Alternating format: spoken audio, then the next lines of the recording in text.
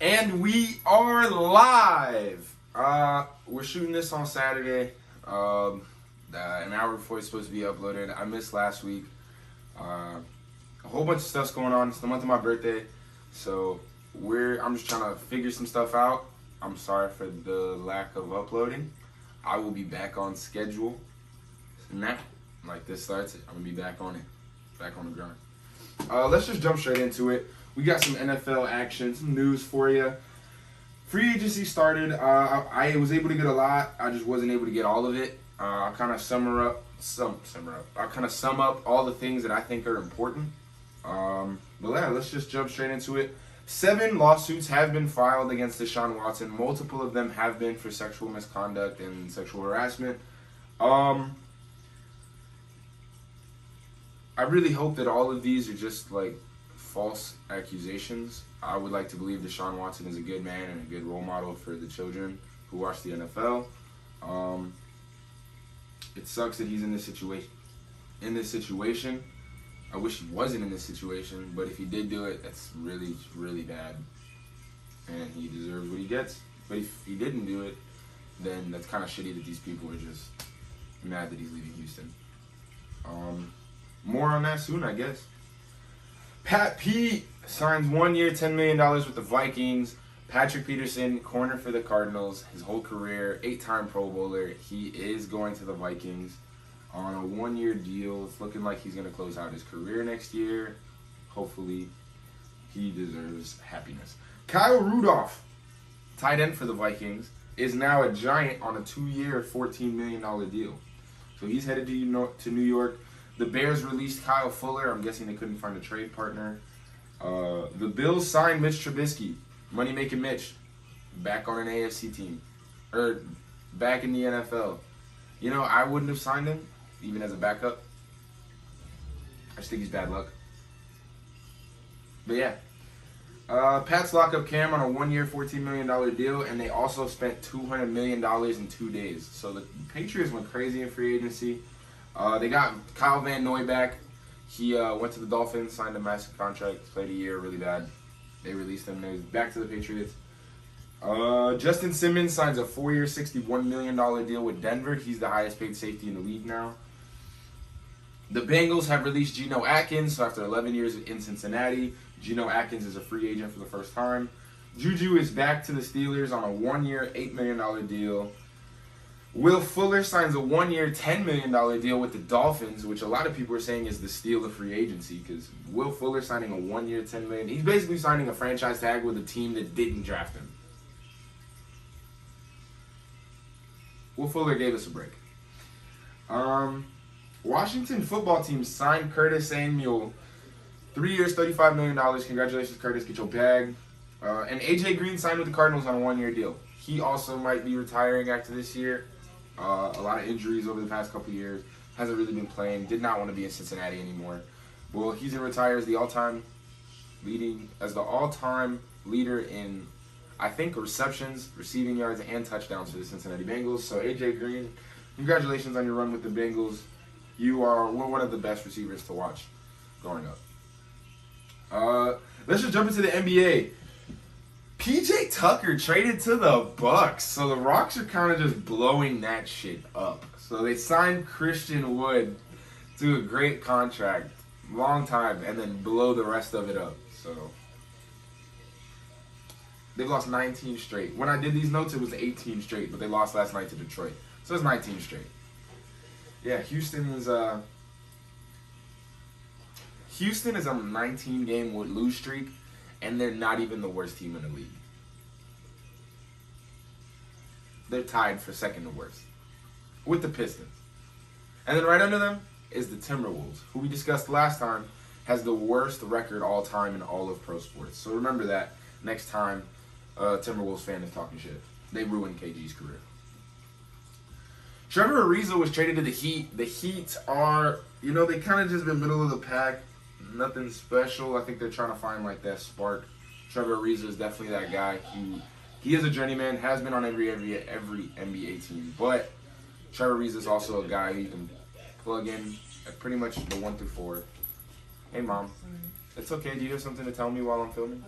show you something. What do you need to show me? It's fine. I'm filming. Show me the meme after. Huh? Show me after.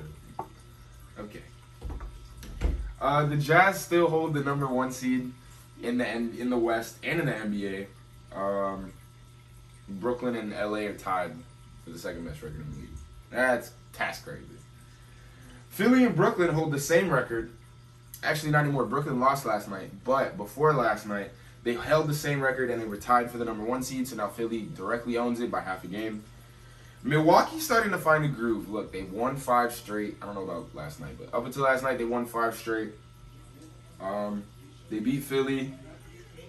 They're beating a lot of good Eastern teams that they're kind of starting to find like what they're great at and what they're not great at, and they're starting to make a good. Their push is happening at the perfect time. Playoffs right around the corner. Their push happens at a perfect time. Dallas and Miami still kind of middle of the pack. Like I said, Miami just got Ariza. Denver's not making no moves. They are taking calls on Porzingis, but they're all like just barely above 500, middle of the pack. If there wasn't a play-in, then these teams wouldn't get in kind of situation. 14 Atlanta players were vaccinated. There's only 15 players on the roster. There you go. Orlando has now lost 9 in a row after they were the second seed in the East with a very good record, like 16 games into the season, and then Markelle Fultz tore his ACL. Or tore something. I think it was ACL. I don't hope it was ACL, but like I hope it was ACL because like that's easy to come back from. But I hope that he's okay. You know, I don't know exactly what he tore. Markelle Fultz was having a career year, kind of trying to prove himself. Finally, is that number 1 overall. Like, get me out of Philly, got out of Philly in Orlando. The bubble went crazy. He was going crazy, and now Orlando's lost 9 in a row without him. What are you gonna do? Golden State, 9 seed, only 1 game above 500. Steph Curry has played his butt off, but they miss Klay Thompson. You need Klay Thompson. All right, we're gonna jump into the UFC. A lot of stuff has happened. There's been a lot of fights since we last spoke. So I'm just gonna get into it. UFC. Let's start with 259. That was the big pay-per-view. That was the big giveaway. Nobody won, thanks to Peter Yan's illegal knee, which we'll get into. Mikey had all the fights right. If Yan would have gone on to win that fight, Mikey would have won the contest. But he didn't win that fight, so there you go. Let's start. Yan versus Israel. Yan Blachowicz versus Adesanya. Yan gets it by UD 59-46 and then 2 times 59-45. I don't know how you have a 59-45. There's a couple 10-8s, but like, damn, I didn't think no 10-8s. I didn't think no 10-8s were awarded. Yeah.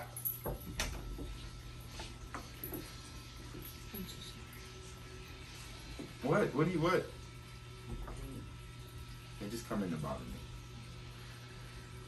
But yeah, I don't know how there was any 10-8s. The judging is redonkulous. I do think Yan won the fight, so there's no argument on the decision itself, but the scores are ridiculous. Nunes defeated Megan Anderson by submission. She really could have knocked that little girl out. That big-ass girl out. She could have. She should have. But she took it to the ground and showed mercy and gave her armbar. She basically Khabib'd it. Like when Khabib beat Justin Gaethje, he like could have beat the shit out of Justin Gaethje, but chose to just put him to sleep. You know? But yeah, Nunes went in, just subbed her. Easy day at the office. Greatest of all time. Sterling defeats Yan by disqualification. So Sterling had a great first round, came out forward pressure, a lot of punches. Second round, Yan starts to pick up the pace. Sterling kind of starts to fall off a little bit. Third round, Sterling starts to get back into it. Him and Yan are kind of going back and forth. Yan is controlling the fight with a lot of trips. He's not really doing anything with the trips, but he's kind of ragdolling him every time they clinch up. He had the big knockdown in the first, and then in the fourth, Yan just...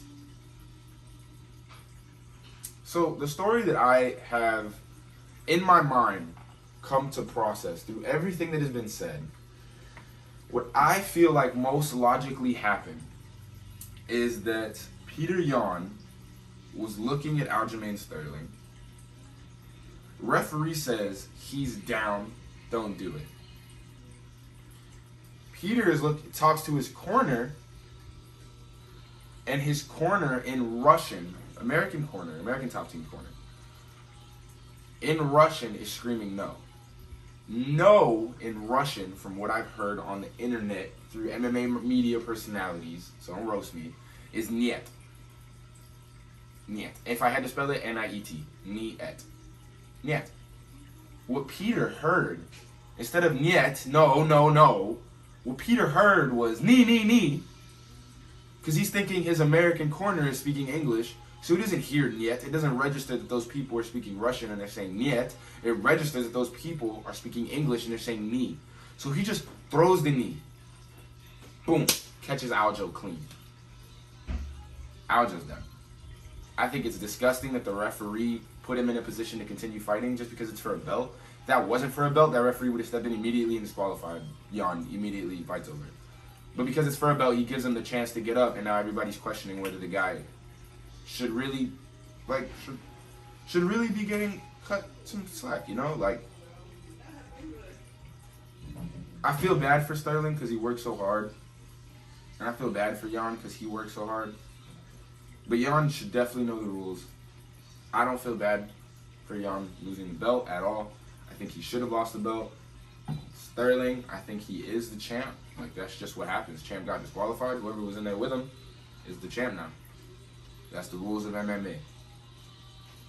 I'm cool with Sterling being champ. I don't like that he kind of like flaunted it around. Kind of did the face-off with Cejudo. That was a bad look. But I like that he's champ. He deserves it. The rematch is going to be crazy. Rematch is going to be wild. Islam Makhachev defeats Drew Dober by submission. Arm triangle in the third. So Islam Makhachev literally makes it look as easy as anything can be. He's literally baking a cake with you in there. Straight up. Alexander Rakic defeated Thiago Santos by unanimous decision. Thiago Santos is now on a 2-fight losing streak since losing to John Jones. So he's on a 3-fight losing streak, actually. This fight was unimpressive, to be 100% honest. I'm not impressed with Rakic. I'm not impressed with Santos. These guys... Anyway, on the prelims, we had Dominic Cruz defeating Casey Kinney by split decision. Kyler Phillips beating Song Yadong by unanimous decision. Askar Askarov defeats Joe Benavidez by unanimous decision. And Kai Kara France defeats Bontorin by KO in the first. Kai Kara France, City Kickboxing all day. UFC Fight Nights, Edwards versus Muhammad.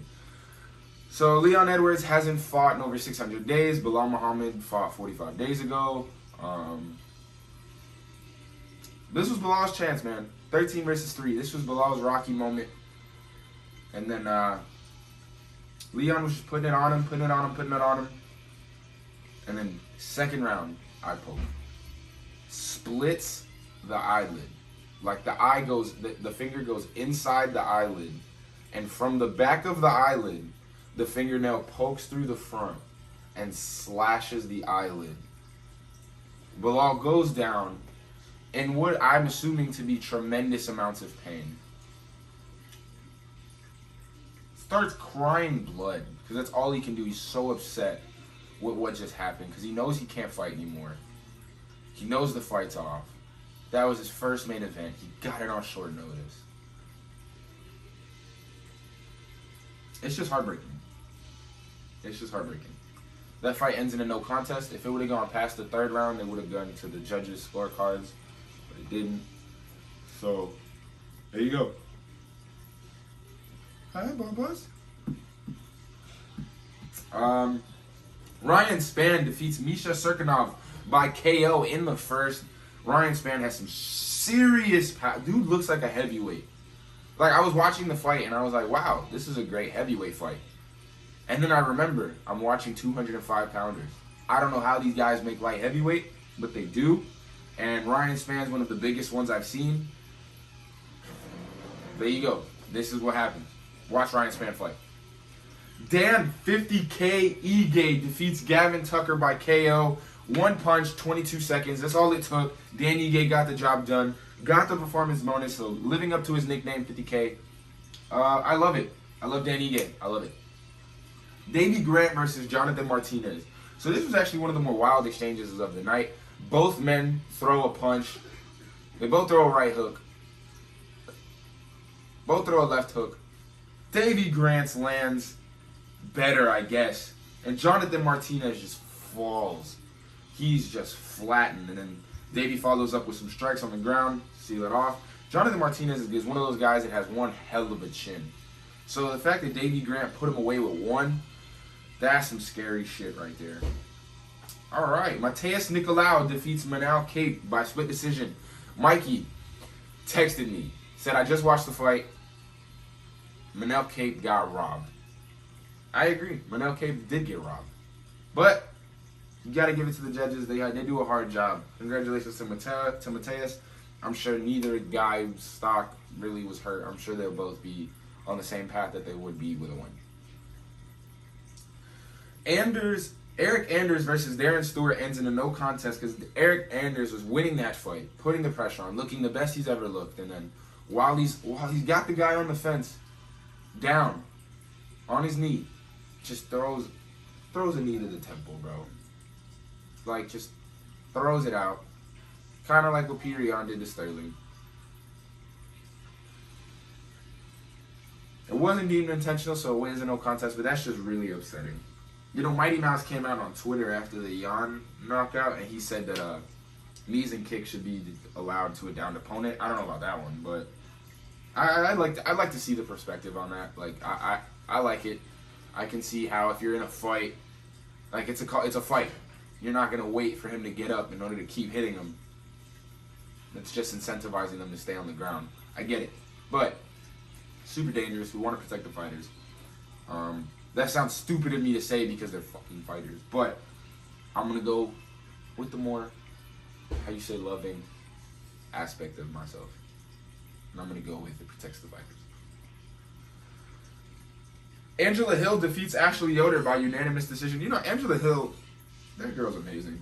She just fights. She just gets in there, fights, leaves, go home. Call me. Excuse me. Call me in a couple weeks. I'll fight again. Who cares? Charles Jourdain defeats Rojo by KO. Ronnie